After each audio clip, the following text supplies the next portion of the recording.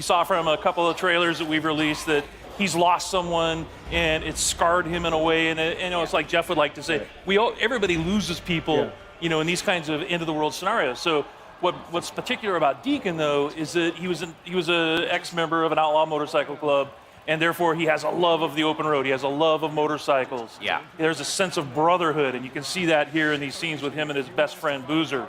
And so it was that combination that really sort of drew us to this particular character. Right, we're going to continue to learn about him as you're playing the game, correct? About him and his backstory and why he is the way he is. I mean, the bike is very important, right, as well? Yeah, we almost consider the bike to be another character. Yeah. Because you only get one, and you're constantly upgrading it, you're constantly trying to repair it, you need to keep it refueled. And if you lose it, you got to go find it, and you can't whistle for a new one. So you can't whistle. Right, like a horse. Yeah, the refueling mechanic is a huge game design choice. I really, really like that. Can you talk more about how important it's going to be to be able to find fuel? Sorry.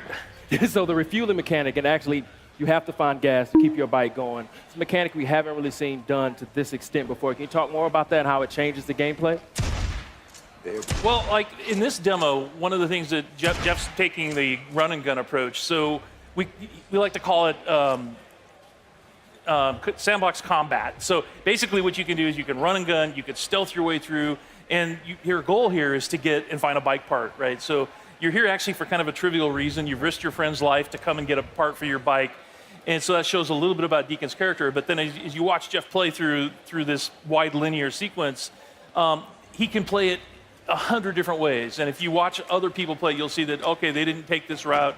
They didn't stop and check the trunk of this police car.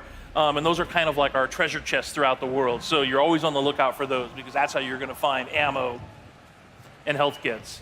And then you're seeing one of our stealth mechanics here. If you're quiet, if you crouch walk and you walk up behind an enemy, then you have the opportunity for a stealth takedown. And what can you tell us about the Freakers? Because they're quite unique. I mean, we've seen, a fair few undead enemies in video games before. What makes the Freakers unique, and what was your decision-making behind making them the way they are? They're alive. They're alive. Yeah, they're not zombies, they're alive. And so that sounds trivial, but it's not, because it basically means we have a full day-night cycle in the game. Right. And they have things that they do. There's an ecosystem, and they have to eat, they have to drink, they have to hibernate. And so you will find them, like in this scenario, you'll see that there's some nests, and Freakers build nests for reasons you discover while you're playing the game. And then you can take those nest zones out in order to free up fast travel routes. So it becomes part of the metagame. But Freakers are evolving. They're living creatures who have been affected by this virus. And there's several different types. And some of our trailers you've seen, we've shown the Screamer, which is a female that can have sort of alarm system that will bring in more Freakers. Right.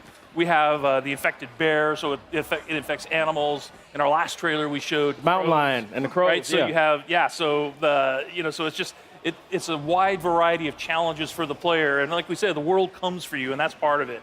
Is that these creatures are always after you, and at night they're stronger. Yeah. If it starts raining, they become stronger.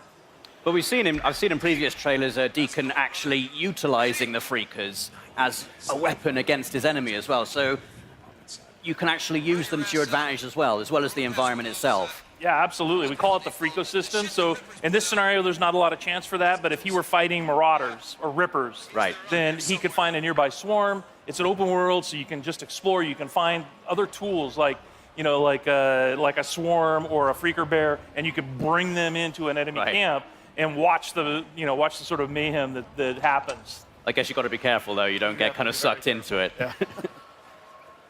I like this gun, you guys. So you have melee combat and you have gun combat. Can you talk about how you designed and balanced for both? It's like so many different scenarios require the player to determine how they want to play it, right? So that's why we have like this full set of stealth mechanics. We have a full set of weapons that you can upgrade, and in order to do that, you have to go to the human encampment. So there's survivor encampments in the world, the only places in the world where it's safe. And you have to do jobs and missions with them in order to earn trust. And then once you earn trust, the merchants there will sell you things. Ah, I like that. And then they, it's like, and if you want to upgrade your shotgun, or you want to upgrade, or you want to buy a silencer for it, then you have to have enough trust at that encampment in order to do that. Boozer, you there? I found the part. I'm heading Nope, out got to the bike part. Rippers! Rippers! No, no, no, ah! Oh, ah, shit! He's So not having a good time. this is the inside of the Crazy Willie's truck stop, and that's one of the other things we wanted to point out is that full open world, but there's a lot of exploration in the game. All of the building interiors are accessible. There's no load times to get in and outside of a building or to go between regions. This is in the Belknap Wilderness, and the whole area is just completely explorable. And then these are the Rippers that I mentioned earlier. So these are one of the cults in the game. Tats are dead symbols of a dead man. Dead symbols of the lost. Get off me! Bitches! Biker man! You must be brought low, biker man. For you are lost, and we are found. Oh, yeah, that's going to hurt.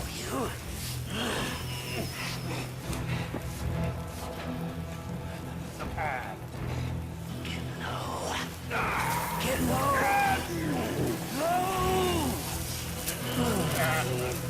So you can see they're not very friendly. No.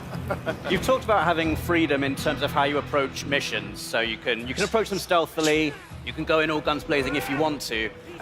What kind of freedom do you have in terms of the mission structure, in terms of the story? Do you get to make story choices in the game, or is it like sort of like a linear narrative path you're going to be taking?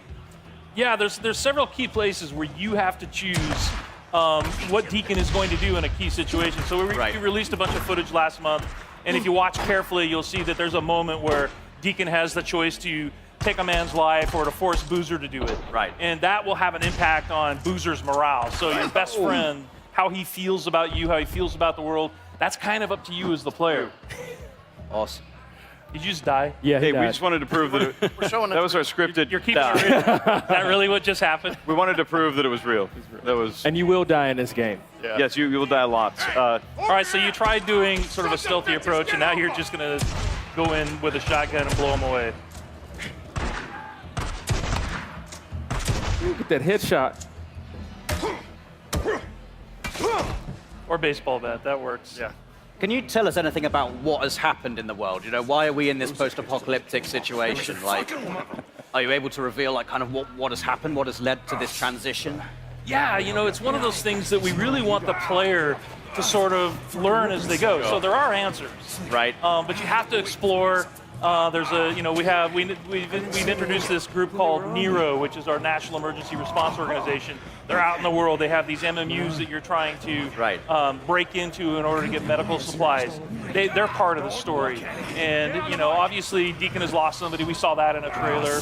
That's part of the story.